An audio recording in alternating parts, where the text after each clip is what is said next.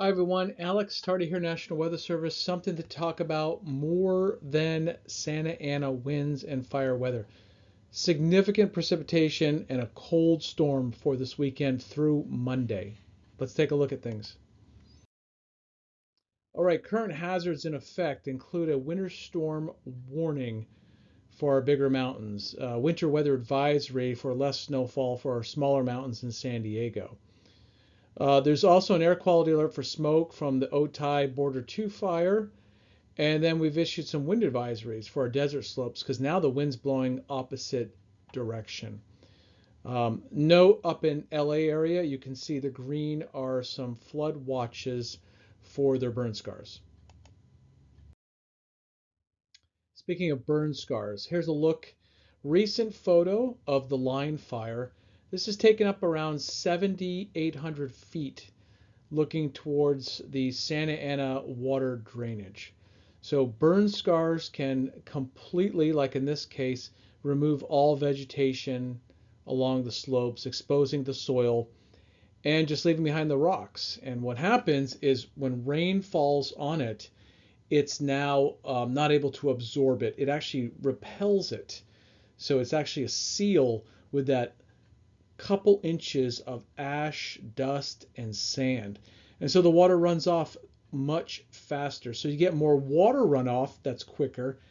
If it rains hard enough, meaning if you get a half inch of rain or more in an hour, which is really heavy rain, it can also tear off some of the soil, tear off boulders, and then like a snowball effect or an avalanche effect, it can slide a lot of that debris down into the channel with the water as well, and it can travel very far. So the key with burn scars is heavy rain.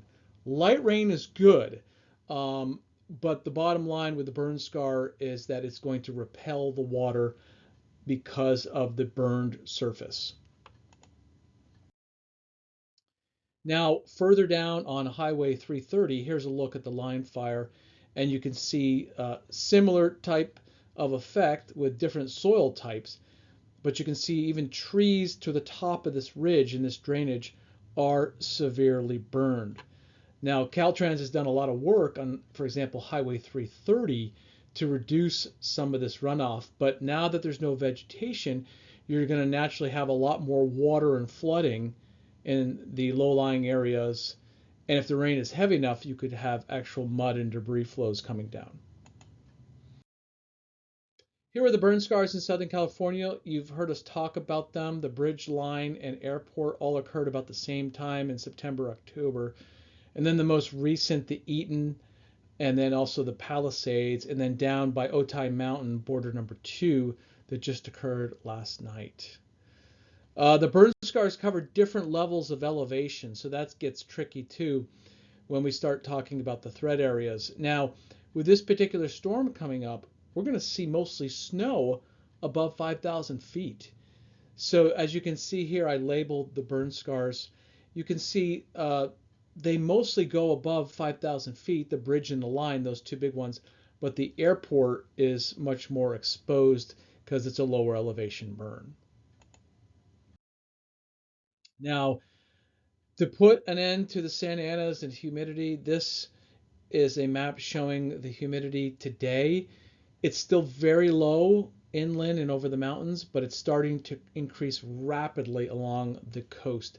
Look at those numbers, 50, 60% humidity now on the coast. Here's some of the wind gusts that we saw, peak wind gusts today, and a lot of this wind was pounding on Otay Mountain last night and today. Now up north, you can see the wind quarters were still blowing last night and this morning, but much lighter than we've seen recently and even yesterday. Okay, a lot of headlines here. The red flag warning has expired. Big changes with a cold, wet weather pattern. Okay, precipitation is going to move through Saturday night through Monday, as early as Saturday afternoon along our coast. Significant rain and snow. It's really going to add up from multiple waves. Now, we do expect some urban flooding and even some minor mud and debris flows on all the burn scars below the snow level. Now, for the snow, winter storm watch has been upgraded to a warning We are expecting big snows, especially Saturday night and Sunday morning, and again Sunday night and Monday.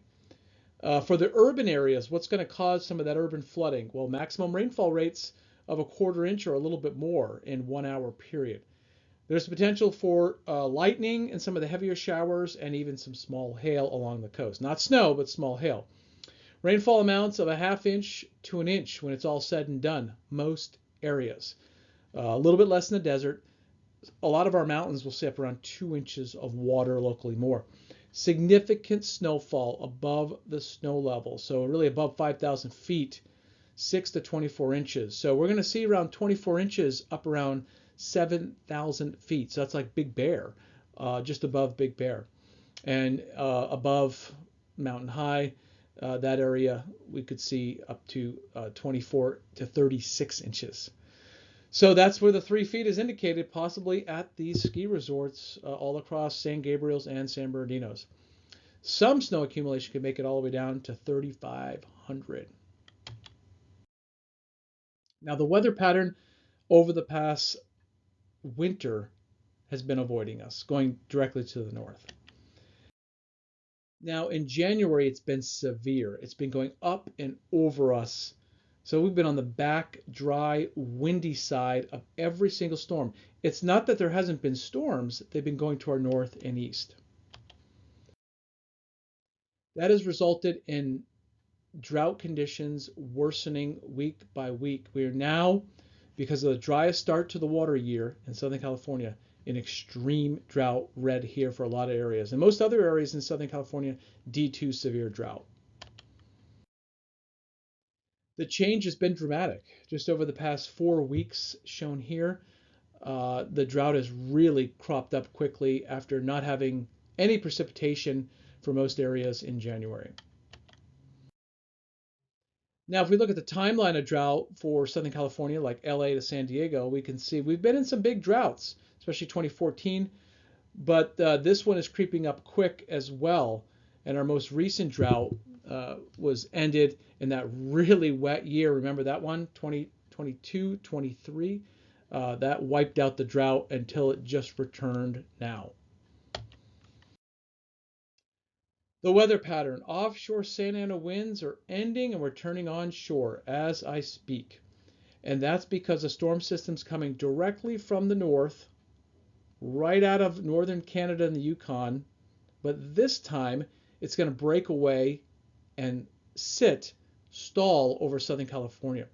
Meanwhile, a big Arctic blast moves towards New England in the northeast. Now, because the storm is slow moving, that provides opportunity for locally heavy precipitation and greater amounts. So that's why the precipitation and rainfall amounts have been increased, because now it looks like the storm is going to be right on top of us on Monday. And it's just barely going to inch away on Tuesday as shown here. Now, are we back to dry weather? Late January, early February, it does look like it. But the good news for California as a whole looks rainy and wet for Northern California and the Pacific Northwest as they get that west to east jet stream return. You no longer see that big buckle in the jet stream. Here are some of the amounts. Now, these are probably the higher end amounts, 75th percentile. But we are talking, 1 to 2 inches in the mountains of water, a lot of that snow. And then for our coastal areas, a lot of places seeing around 1 inch to 1.5 inches, even ½ inch to up to close to 1 inch in the deserts from some showers. This is going to come in waves of precipitation, not one storm. Precipitation is going to start Saturday afternoon on the coast, especially Orange and LA first, and then creep into San Diego. Saturday evening spread in the inland valleys and our mountains, reaching the San Diego mountains last because it's coming from the west. Waves of showers will then continue. We'll have breaks in the precipitation too, so not a complete washout. There'll be a couple hours where there's no precipitation, but waves will continue Sunday, and especially again Sunday night and Monday. Our lowest snow levels could be Sunday night and Monday when the storm is right on top of us. Here's the timing. You can follow along. Basically, a wall of clouds is expected to arrive Saturday afternoon. So we could start off Saturday morning sunny. A wall of clouds move in, and then the snow levels drop to 6,000. By Sunday, they're at around 5,000. And at their lowest point Monday, they could be around 4,000 for most areas. A lot of clouds and then waves of precipitations will follow from Saturday through Monday. We produce rainfall and water response products. Okay, what does that mean?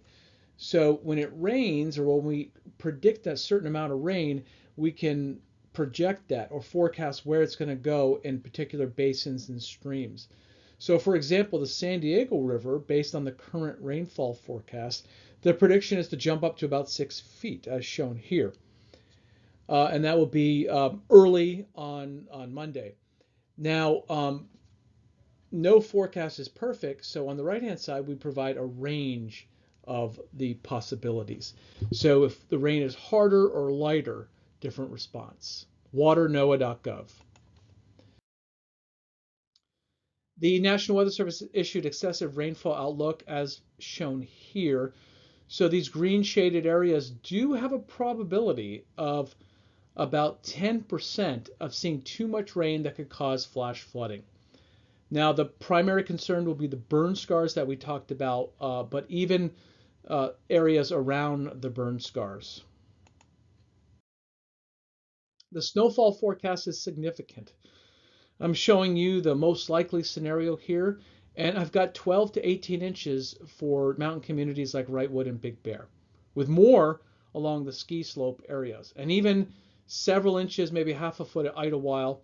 San Diego gets a little trickier because the snow level will be flirting right around 5,000 feet. So you'll get some wet snow mixed with rain, for example, Palomar Mountain, and then back to all snow. Best chance for snow will probably be on Monday. The chance for snow greater than a foot looks very likely for places like Big Bear and Idlewild and Wrightwood. So our popular mountain communities, and yes, that could mean chain control, and we get a lot of people that travel to these areas as well to see the snow. Temperatures aren't going to go anywhere. On Sunday, it'll be in the 30s where it's snowing, low to mid 30s. Now, where it's on and off rain, in between the rain, we should be able to spike up into the upper 50s along the coast. Same story for Monday, in between rain showers, getting up near 60 on the coast, but really struggling to get over the mid 30s for our mountain communities with new snow on the ground. The winds will be opposite of what we've been seeing, high desert, low desert, because the wind is coming from the south and southwest. So it'll enhance, magnify as it goes up and over into those areas ahead of the storm this weekend. Now, as I mentioned, it looks like a return to wet weather for Northern California, the Pacific Northwest, in the long range outlook. That's late January through early February. Good news for those areas because they've been very dry with almost no precipitation. Some resources here. The waternoaa.gov is a link I have on here. That's where you can monitor rain that has occurred. You can also monitor stream flow. Now we have other hazardous and other data on here where you can monitor wind speeds and also rainfall intensity and rainfall amounts. All right, everyone, have a safe weekend. Be sure to check out Caltrans Quick Map if you're going to the mountains. And keep in mind, travel could be slowed by bursts of heavy rain, even along the coast and valleys. If you live near a burn scar, you definitely want to check in with locals to see what the threats are in your area. And do expect on and off heavy rain Saturday night through Monday, including the commute Monday morning. Be safe, everyone.